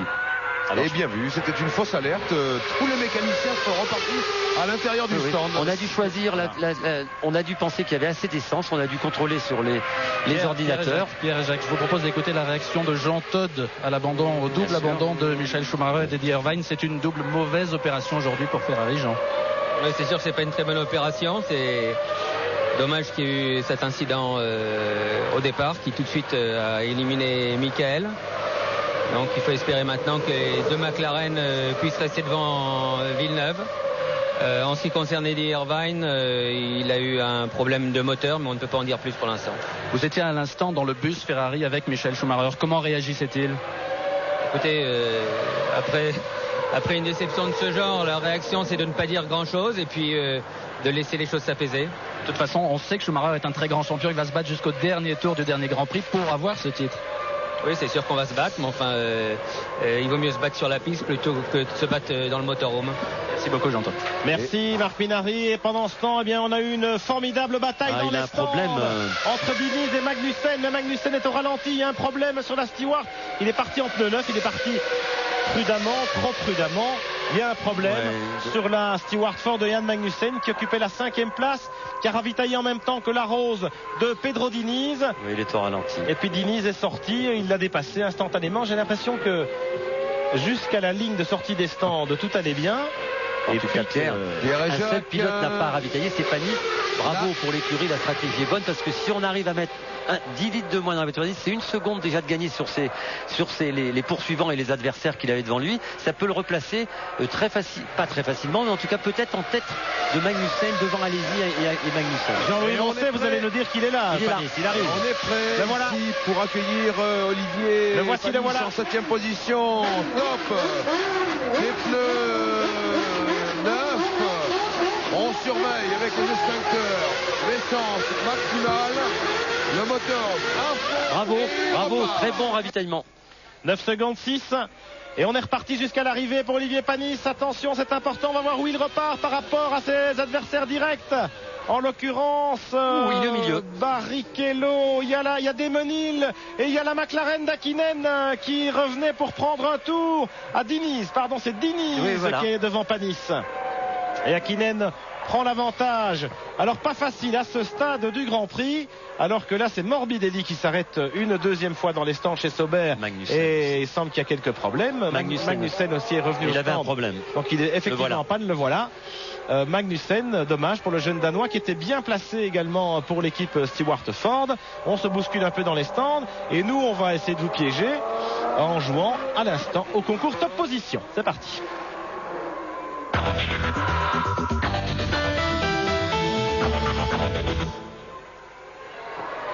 « 36-15 côté F1 pour nous donner non pas les pilotes qui sont dans les stands, mais le tiercé de tête. Et vous gagnez le plein d'essence pendant un an auprès de notre partenaire. C'est terminé pour Magnussen alors que Verstappen ravitaille. C'est son deuxième arrêt chez Tyrrell. Mais voyons un peu où en est notre ami Olivier. Pedro Diniz avec Hakkinen et puis Panis. Alors il repart 10e. C'est pas une très bonne nouvelle. 9e, Pierre. Oui, peut-être devant Johnny Herbert. Voilà, c'est 10e. Bon. Herbert non, mais il faut voir les écarts. Ça va changer encore. Alors le classement, Hakkinen 42 tours. Il y en a 67. Nous sommes donc à 25 tours de l'arrivée. Oh, il y a Coulthard en panne dans la ligne droite. Le moteur Mercedes qui vient de lâcher sur la voiture de David Coulthard. McLaren Mercedes, on savait que la fiabilité n'était pas toujours au rendez-vous. Et malheureusement, c'est pour l'Écossais cette fois. La voiture s'immobilise et c'en est terminé des chances de David Coulthard qui venait de marquer 16 points d'affilée au championnat en remportant la victoire en Italie et en terminant deuxième en Autriche. Eh bien ça fera 0 pour Coulthard ce week-end. Voilà, ça pardonne pas, Là c'est le V10 Mercedes qui a lâché. Maintenant il faut croiser les doigts pour Mika Hakkinen, Jacques Lafitte. Encore 25 tours. Parce qu'il mériterait pas ça, Hakkinen. C'est son jour, moi je le sens. Hakkinen, il doit l'emporter aujourd'hui. Il l'aura vraiment pas volé, mais pour Villeneuve, il a gagné 2 points. C'est jackpot. C'est le jackpot. C'est 2 points pour lui. Espérons, il tourne maintenant un peu plus vite que Hakkinen. Il est maintenant à 17 secondes d'Hakkinen. C'est une marche confortable pour le pilote. Oh là là. Il est là, Hakkinen, avec Diniz et Panis derrière. Et Panis qui attaque Diniz. C'est dommage qu'ils sont repartis derrière Diniz, qu'ils se soient fait passer par Diniz. Parce que il va le passer, Enfin, on perd du temps quand même pendant ce temps. Johnny Herbert qui ravitaille. Pierre, je voudrais pas être alarmiste, mais il y a un drôle de bruit quand Mika Hakkinen est passé dans la ligne des stands avec derrière lui Diniz et Panis. Il y en a un des trois qui ratatouille complètement. Espérons que ce n'est pas Hakkinen, on va le savoir très vite. Ici, voilà, c'est fini. Bravo. Mon Dieu, à 30 secondes d'intervalle, comme les moteurs Honda en Autriche, ce sont les deux V10 Mercedes qui viennent de lâcher. Norbert Rock avec le patron Mercedes. Ça, c'est évidemment la catastrophe pour Mercedes, pour McLaren, mais surtout, moi je pense avant tout à Mika Hakkinen. Regardez Coulthard qui arrive à pied et qui vient se retrouver au même endroit que son équipier Mika Hakkinen. Les deux McLaren qui sont rangés là-bas et qui ont rendu l'âme à quelques secondes d'intervalle seulement. Mika Salo dans les stands, deuxième arrêt chez Tyrrell, on l'a vu tout à l'heure avec Verstappen, mais vraiment, regardez, oh là là, l'attaque de Panis sur Diniz, c'était juste, et derrière, vous voyez, Hakkinen qui vient se ranger, qui coupe la route de Johnny Herbert. Et qui va se ranger juste devant la voiture de son équipier David Coulthard. C'est une déception terrible pour toute l'équipe McLaren Mercedes, mais en particulier aujourd'hui pour Mika Hakkinen, Jacques Lafitte, qui a survolé les débats depuis le début du week-end dans chaque séance d'essai ce matin au warm-up. La pole position et l'abandon encore. Barrichello qui était en deuxième position, Pierre. Eh oui, deuxième position, ça va faire les affaires d'Alési qui se retrouve maintenant deuxième. Il s'était pas encore arrêté. Non, c'est Villeneuve qui est deuxième. Ah non, Villeneuve est en tête. Alési deuxième. Berger troisième. Frenzen quatrième. Oui, c'est ça. Et chez Olivier Benetton, huitième. vous pensez bien, on est dans l'enthousiasme le plus complet maintenant. Et oui, on n'en revient pas. C'est une hécatombe. Après les deux McLaren Mercedes, la Stewart Ford de Barrichello, qui effectivement effectuait une course absolument sensationnelle. Et là aussi, les V10 Cosworth ont lâché sur les Stewart. Comme les V10, doubler, hein. Attention. Comme les V10 Ilmore. Attention. Hein. Ont lâché sur les McLaren. Regardez Villeneuve qui va essayer de doubler. Regardez au freinage la voiture de Damon Hill. Et on attend bien sûr deuxième ravitaillement. Chez Benetton, c'est Jean Alési. Et Frenzen ravitaillera après. Allez-y chez Benetton. Et on lui remet à nouveau des pneus neufs comme tout à l'heure, des pneus par 2, alors que ça avait été l'inverse pour Berger, un tout petit peu d'essence et il repart. 8 secondes 4 d'arrêt pour Alési, c'est pas mal.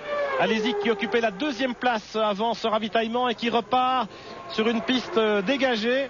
C'est une bonne nouvelle et il est donc un candidat très sérieux au podium maintenant. C'est surtout une bonne nouvelle pour Frenzen qui lui va certainement effectuer aussi un autre arrêt mais qui va se retrouver en deuxième position très rapidement derrière son coéquipier Villeneuve. Bonne opération pour l'écurie Williams.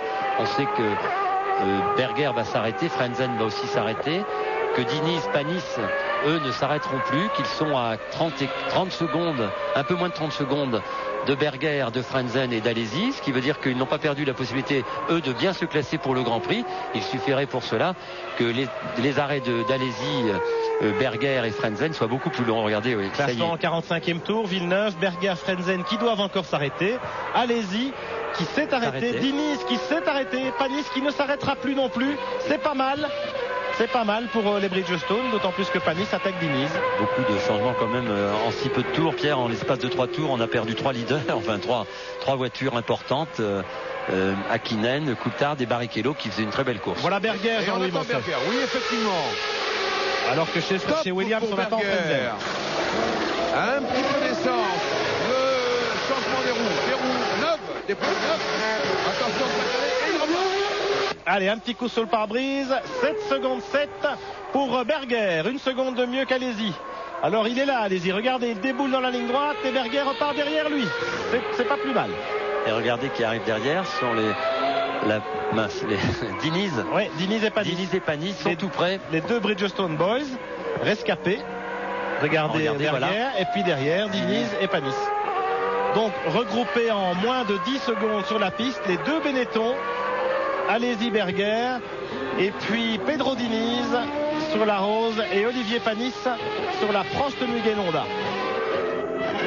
Heinz-Harald Frentzen occupe la deuxième place maintenant. Mais il doit s'arrêter, il va reperdre par rapport à Alési il y a 20 secondes. Non, il peut peut-être repartir, il va repartir certainement dans cette position-là. Regardez le pauvre Coulthard. Il revient à pied, David Coulthard, philosophe. Mais on pense à Mika Hakkinen, hein. C'est vraiment le ciel qui lui tombe sur la tête. Il avait mis 10 secondes dans la vue de son équipier en début de course avec une facilité déconcertante, une aisance insolente sur le Nürburgring, Mika Hakkinen. Et malheureusement, une fois de plus, la poisse lui colle au basque. Alors va-t-on arrêter Villeneuve ou Frenzen ? Parce que les deux pilotes en tête de la course doivent encore s'arrêter. Et vraisemblablement, ayant 30, Villeneuve a 40 secondes d'avance pour ainsi dire sur Frenzen. Et on est à peu près sûr que Villeneuve, quoi qu'il arrive, repartira en tête. Par contre, pour Frenzen, il a 21 secondes sur Alési. Il faudrait qu'il s'arrête vite s'il veut repartir devant. Hein. En tout cas, bonne nouvelle pour Jean Alési, qui va se retrouver certainement en deuxième position. Et peut-être aussi Berger dit ouais, ça va être difficile. Il ne faut pas qu'on se loupe. Hein. Villeneuve continue. Oui, on va arrêter Frenzen alors. 47 tours, il en reste 20 à peine. On va donc s'arrêter le moins possible. Et chez Williams, ça fait 2 ou 3 grands prix maintenant qu'on retarde au maximum les ravitaillements. Jacques. Regardez le saut de la Williams Renault, regardez. Pour gagner du temps, en s'arrêtant le moins longtemps possible. Regardez comme la voiture souffre dans cette chicane. Les pilotes sont courageux. Surtout Jacques qui est en tête, qui a largement la possibilité de gagner ce Grand Prix. Je trouve que c'est des risques qu'il prend par rapport à ses mécaniques et ses suspensions. Et il y a une Williams qui rentre, c'est Frenzen. Top, on passe la ligne. Et on adopte le train de sénateur, la vitesse 80 km/h, je crois. Voilà. Ici. Et c'est le ravitaillement. Alors qu'il reste 19 tours de course. Frentzen et la Williams-Renault, c'est terminé pour les pneus. Un peu d'essence, 9 secondes. C'est long, c'est long. Ah oui. Mais bon, c'est trop long. Frentzen va perdre la deuxième place, peut-être au profit d'Alesi. C'est à peu près sûr. Il est là, Alesi, il est là à droite, ça y est, passe, c'est bon. C'est passé. Ouais. Alesi deuxième, Frentzen troisième, Berger quatrième. Voilà, c'est la physionomie de la course maintenant. On va attendre avec intérêt l'arrêt de Villeneuve qui va s'effectuer certainement dans le prochain tour. Les mécanos restent là en piste. Oui, Villeneuve va s'arrêter prochainement et il va repartir lui par contre en tête avec une marge un peu moins confortable, mais il sera quand même en tête d'une dizaine ou quinzaine de secondes. Regardez, pauvre Mika. Ouais. C'est la grande déception pour Mika Hakkinen. Il doit se demander ce qui lui arrive, parce que ça fait un moment quand même. Alors, on aimerait bien prolonger cette image quand même, ouais, le voir beau, hein, auprès des patrons de McLaren Mercedes là-bas, se faire consoler. Allez, la saison n'est pas finie et on leur souhaite d'en gagner une. Hein. Même pour doubler, regardez. Pour doubler Verstappen. Hein. Pas facile à doubler les Hollandais, hein, Jacques. Hein. Ça c'est allez-y. Hop. Et il y va, ça y est. Ouais, il a raison, il faut y aller parce que derrière, il y a Frentzen. Hein, oui, ça pousse derrière, ça pousse. Frentzen et on Berger. va avoir un final formidable. Parce que là maintenant on a beaucoup de pilotes qui sont pas roue dans roue mais pas loin. Hein, les deuxième, troisième, quatrième. Pas loin, troisième, quatrième sûr, cinquième, sixième. Pas très loin non plus. Pas très loin non plus. Des bagarres à tous les niveaux. On les aperçoit d'ailleurs, Diniz et Panis au bout de l'écran. On va saluer la performance d'Olivier Panis qui après un abandon de course pendant 3 mois et demi revient et tient la cadence. Regardez. Je regrette quand même qu'il soit parti derrière Diniz, Olivier, parce que je pense qu'il serait avec eux. Ouais. Il serait avec les Renault, là, avec les deux Benetton et la Williams qui bagarre pour la deuxième place. Il y a une très belle scène dans le stand McLaren. C'est que Mika est consolé par Ron Dennis. À l'instant, c'est très très belle image dans le stand McLaren. Et beaucoup d'émotions sans doute, Marc. Ça y est, voilà. Villeneuve au stand. Oui, le leader, Jacques Villeneuve, son dernier ravitaillement. Attention, il ne faut pas se louper chez Williams. Même si on a de la marge. J'ai vu un panneau noir là présenté. C'est le panneau de l'écurie Williams. Ah oui, ça pour dire. On va écouter Mika si vous le voulez bien. Mika. Villeneuve repart. Yes. Et oui. I thought so too. Et oui, je pense ça aussi. Last race I said this is motor racing. Mais bon, la dernière course, je vous avais dit c'est la course. Et malheureusement, c'est la course. Keep going and smiling. Il faut continuer à aller de l'avant et à en sourire. Much myself to really say. J'ai pas grand chose d'autre à dire.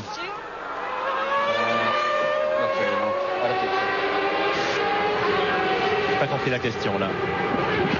Marc Pinari. La question, je crois, c'était sur le Hakkinen maudit, si vous voulez. Je crois qu'il ne se sent pas pareil. Non. Nous, on veut pas le penser maudit. Mika, la saison n'est pas finie. Il est disposé à parler un petit peu. Allez, on l'écoute. Obviously, I could tell you a long report what exactly happened, but I can't. Je peux pas vous faire un grand rapport de la course. Il n'y a pas grand chose à dire. Looks like it was. J'étais. Similar type of failure that we had in the last Grand Prix. Même problème qu'au dernier Grand Prix. Défaillance mécanique. Non. C'est bon, voilà. It's not much else to say, really. Voilà, c'est pas à moi d'en dire plus. Merci Marc Pinari, merci Mika Hakkinen. Voilà, nous sommes à 15 tours de l'arrivée maintenant. Villeneuve en tête, certes, mais la bagarre pour le podium est loin d'être jouée entre ces trois hommes. Allez-y, Frentzen, Berger, et puis il y a encore Panis et Diniz en bagarre pour la 5e place. Ce Grand Prix du Luxembourg rentre dans sa phase finale. Restez avec nous. À 15 tours de l'arrivée de ce Grand Prix du Luxembourg de Formule 1, rien n'est joué derrière le leader Jacques Villeneuve, grand bénéficiaire de la journée, qui mène la course maintenant avec 30 secondes d'avance sur ce peloton. Allez-y, Frentzen, Berger en bagarre pour la 2e place. Jacques Villeneuve qui réussit la bonne opération au championnat du monde, Jacques Lafitte, puisqu'il va se retrouver avec 9 points d'avance sur Michael Schumacher avant d'aborder les 2 derniers Grands Prix de la saison à Suzuka dans 2 semaines au Japon et puis le Grand Prix d'Europe à Jerez dans un mois. Et puis aussi à noter, Pierre, que c'est ici que Villeneuve a remporté sa première course en Formule 1. C'est un bel anniversaire pour le Québécois. C'était il y a 1 an et demi. 1 an et demi, oui. Puisque le Grand Prix d'Europe était en début de saison en Nürburgring l'an passé.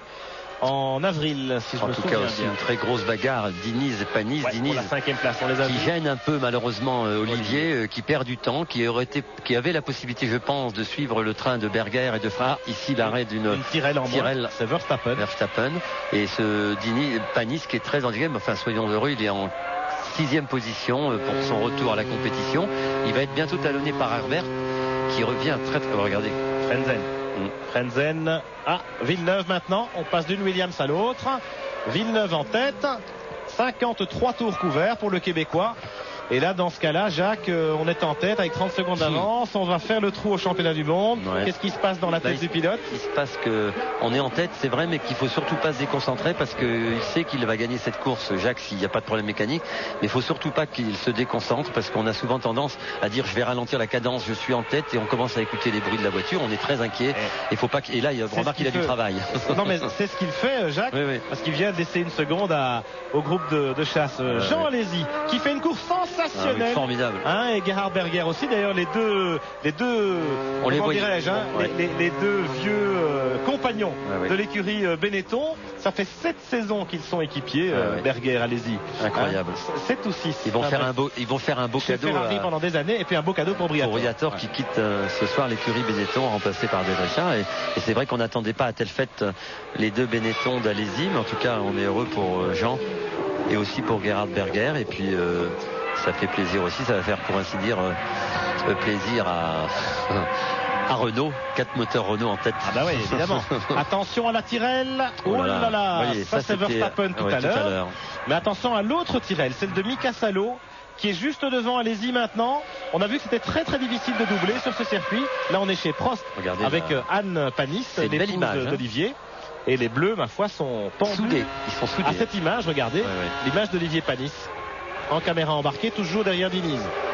Il est difficile de doubler ici. Le seul endroit, ça serait ici, vous voyez, que Olivier soit très près, qu'il accélère mieux que Diniz, mais ils ont les mêmes pneus et qu'à la fin de cette longue ligne droite des stands, on ait la possibilité, mais vraiment, là, il est trop loin. Et Diniz se défend bien sur la Rose Yamaha.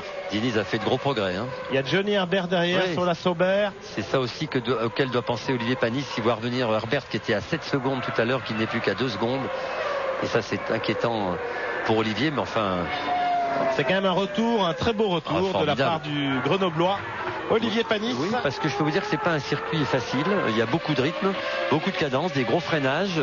Il faut être en forme physique. Ça veut dire que Olivier est vraiment a très bien travaillé, il est au top niveau et on est heureux pour lui parce qu'il y a une belle course qui arrive. C'est Suzuka. Regardez. Regardez Alain Prost et César Furiot sur la passerelle de commandement là chez Prost Grand Prix. Ils y pensent certainement à Suzuka et au miracle possible avec les pneus Bridgestone sur leur terrain là-bas. Alors qu'on revient sur la bagarre pour la 2e place avec ce tiercé de moteur Renault. Ils sont prêts, regardez les trois. Frenzen en sandwich entre les deux Benetton. Il a une position désagréable. Allez-y devant. Il a 2 renards, un devant et derrière. C'est pas évident, regardez. Ils ont passé Mika Salo sans problème. La Tyrrell est derrière. Elle s'est écartée sportivement. Villeneuve, Alesi, Frenzen, 28 secondes d'avance pour Jacques Villeneuve sur Jean Alesi. À 12 tours de la fin. Puis Berger, Diniz, Panis. Fallait y avoir ça va bagarrer, je peux vous dire. Regardez Olivier, il est extrêmement impatient dans le sillage du pilote brésilien de l'écurie Arose. Mais il faut vraiment le pousser à la faute. Il n'y a pas à la régulière, il n'y a pas de possibilité de doubler. Le petit Brésilien a fait beaucoup de progrès depuis une année et demie qu'il est en Formule 1 et il a plus de fou. Ça va être difficile pour Olivier. Il sait maintenant où il faut se placer pour ne pas se faire doubler. Ils ont tous les deux les mêmes pneumatiques. Écoutez le V10 Honda. Regardez le freinage d'Olivier. Et les coups d'accélérateur rageurs. Et puis Paolo Catone et Alain Prost et César Furiot là-bas qui ne ratent pas une miette de ce spectacle. Panis qui attaque. Diniz, il peut pas y aller là. Il a bien fermé la porte comme il faut. Il a fait un peu l'ouverture et il est reparti tout de suite à gauche.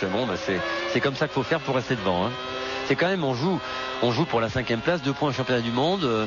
C'est important pour les deux pilotes, spécialement pour Diniz. Donc et chez Arose, 2 points. Vous savez, ils n'en ont pas beaucoup marqué. Cette année, ils en ont marqué 6 avec Damon Hill à Budapest.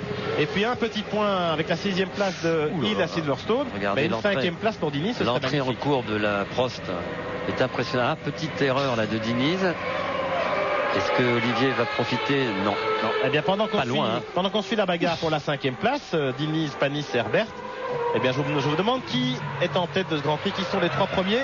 Tout de suite, une dernière alerte, top position.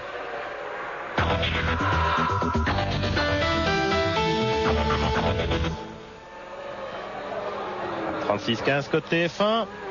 Le leader le voilà, mais il faut nous donner le deuxième, le troisième pour gagner le plein de carburant pendant un an auprès de notre partenaire. Le leader qui tourne un peu moins vite, il a perdu à peu près une seconde, mais enfin en tout cas il a suffisamment d'avance regardez comme il sort loin de l'arrivée. Oui, il sort loin de bordure. Il a compris qu'il était en tête et qu'il fallait plus faire de bêtises. Pierre et Jacques, si les choses restent en l'état, ce sera tout de même ce Grand Prix du Luxembourg un très beau week-end pour le sport automobile français. On a 4 moteurs Renault en tête de la course, une course sensationnelle d'Alési et non moins sensationnelle d'Olivier Panis. Ça va super. Oui. Magnifique. C'est peut-être la présence de Jacques Toubon qui a mis des ailes aux pilotes français et au moteur. Et sans oublier notre cousin d'Amérique quand même, Jacques Villeneuve évidemment. Ah oui, c'est... Villeneuve, allez-y, Frenzenberger. 4 moteurs Renault, 4 premières places sur le terrain de Mercedes. C'est évidemment un camouflet, même si le V10 Mercedes a démontré toute sa puissance cet après-midi avec l'impressionnante démonstration des McLaren, malheureusement un peu écourtée. Oui, est-ce qu'on n'a pas joué un peu trop avec le feu chez Mercedes Ilmor pour justement briller sur ces terres et que voilà, est-ce que l'on peut penser qu'avec un moteur, regardez là, cette bagarre qu'on suit là, qui est extraordinaire. Merci au réalisateur. Panis et Herbert. Je ne sais pas où il va le passer. S'il ne fait pas de faute, ça va être difficile pour Olivier. Il reste 10 tours. Ouais. On l'écoute. On est avec lui. Seconde. Et puis l'accélération, il faut soigner les trajectoires. Là tout à l'heure il était en mesure peut-être de venir l'inquiéter. Il est vite Olivier dans cette chicane. Vous avez vu l'entrée?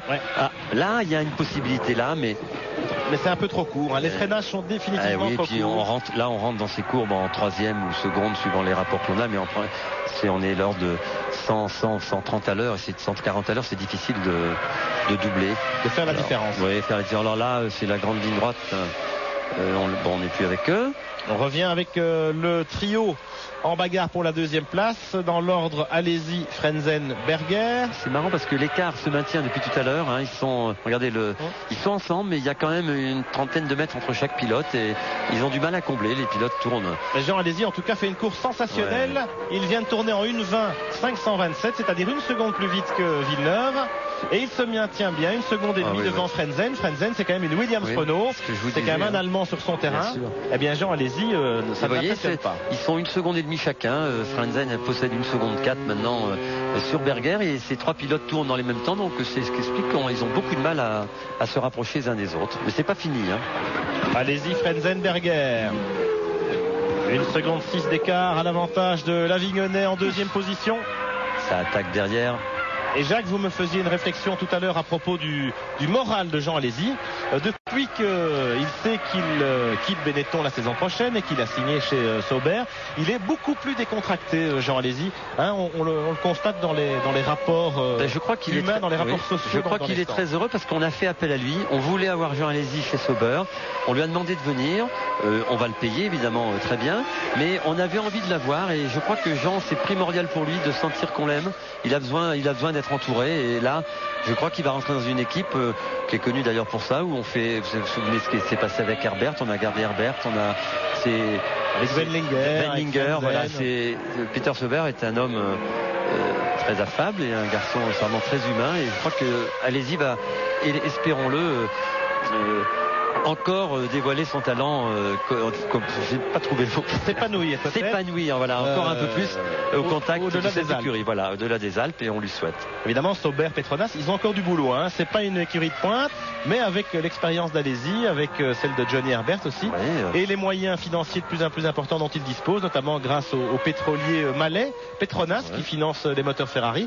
Eh bien, ma foi, Sauber pourrait devenir une des bonnes écuries de Formule 1 dans l'avenir. Bien sûr, Sauber qui est maintenant à peine à 1 seconde de la voiture de Panis et de Diniz pour la 5e place, que Herbert c'est un pilote très talentueux et je vous assure qu'il va aussi lui donner du fil à retordre à Olivier parce qu'il est maintenant très près de son aileron arrière. 60 tours couverts, Villeneuve, Alesi, Frenzen, Berger, Diniz, Panis. Deux trios. Plutôt un trio, Alesi, Frenzen, Berger, et puis un duo, Diniz, Panis, mais qui est trio parce qu'il y a Herbert. Il est là, Herbert. Et Herbert, regardez Olivier. Il est derrière Diniz toujours, mais il y a Herbert derrière lui avec la Sauber. Il est là, Herbert. Les voilà à 3. C'est beau le bruit, hein. Regardez la rage qu'Olivier de passer. Oh là, il a un peu débordé. Il s'est loupé, Olivier, ça. Attention, attention Herbert.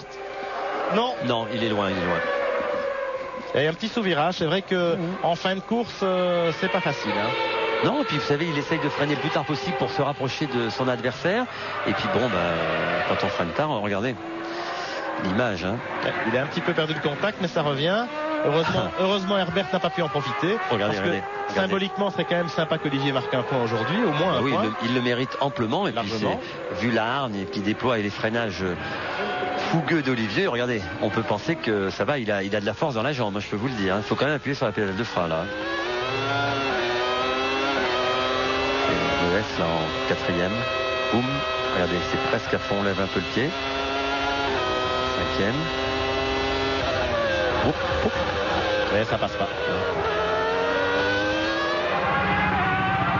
Et ça continue à bagarrer pour la 5e place. Pedro Diniz, le petit Brésilien de l'écurie Arrows Yamaha.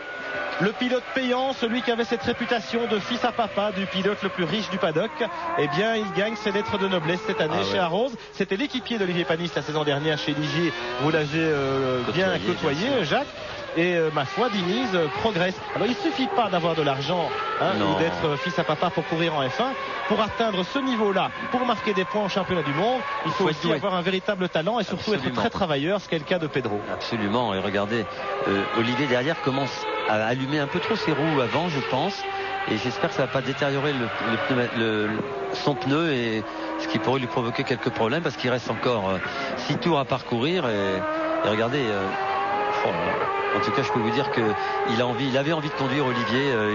Il était fougueux et incroyable dans le paddock. Jeudi, on s'amusait, on a fait du scooter, on a fait le tour de piste, et je peux vous dire qu'il était en forme. Ça faisait plaisir à voir. Il a faim. Il a faim de F1. Ouais.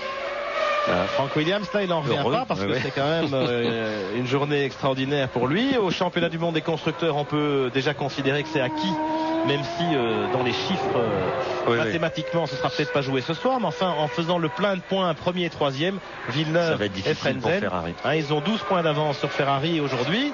Là ils vont en avoir 14 de plus, 26 points d'avance. Regardez à l'image, on va rattraper Morbidelli. Peut-être ça va favoriser un rapprochement. Jacques Frenzen est déjà beaucoup plus près de Jean. Et regardez Berger là-bas qui est pas loin non plus. Le dépassement de Morbidelli, mais c'est un tour. A priori, il devrait laisser passer les 3 pilotes très facilement. Mais on peut voir que Frenzen s'est rapproché. Ça, c'est les 3 autres pour la 5e place. Ah oui, ça c'est les autres. Diniz, Panis, Herbert. Et moi, je regrette vraiment la sortie des stands d'Olivier tout à l'heure. Parce que sinon, il serait avec les Benetton et la Williams. En tout cas avec Berger sûrement. Allez Olive, il faut y aller là, mais je crois que marquer 6 points pour l'écurie c'est important aussi, pour le moral. 6 points, 1 point, pardon, la 6e place. Pardon, je crois que c'est important pour l'écurie, c'est important pour le moral d'Olivier de faire un retour aussi talentueux avec. Et puis Suzuka, ce Grand Prix du Japon, c'est vraiment la course de toutes les espérances pour l'équipe Prost Mugen Honda. C'était la course pour McLaren Mercedes aussi ici. Hein.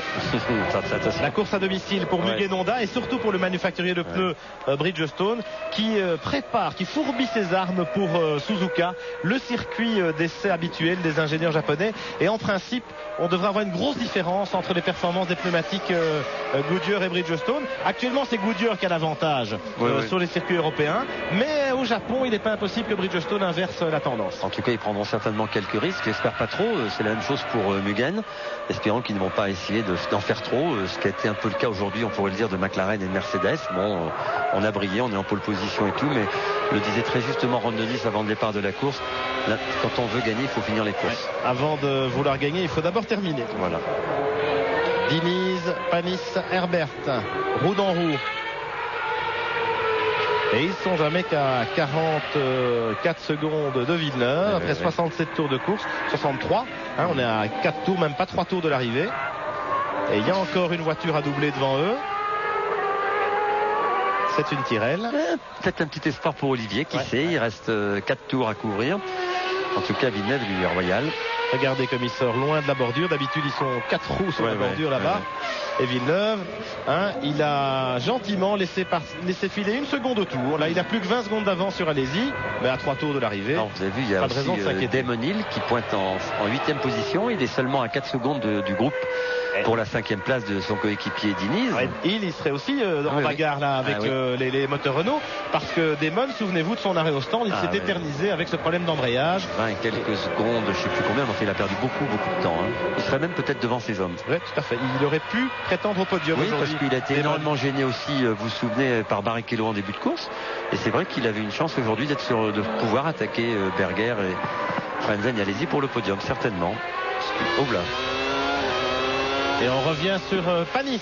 Il y a la Tyrrell de Salo devant, il y a Diniz, attention. Petite chance que Diniz. Est-ce qu'il va y aller, Diniz? Non, il n'ira pas là. Et c'est peut-être la chance de Panis. Alors, Olivier là doit calculer comment je vais faire, à quel moment je dois passer. Attention à Herbert aussi qui est prêt à bondir. Et il est passé Diniz, il est passé Panis. Et Herbert aussi. Herbert aussi. Sympa de la part de Salo, qui est monté sur les freins. Il a vu que ça bagarrait.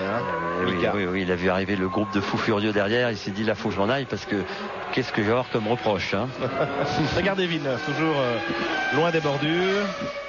Un train de sénateur. On est assez content pour Jacques Villeneuve. Il y a eu pas mal d'erreurs faites dans son team à Monaco, pas mal de petites embrouilles.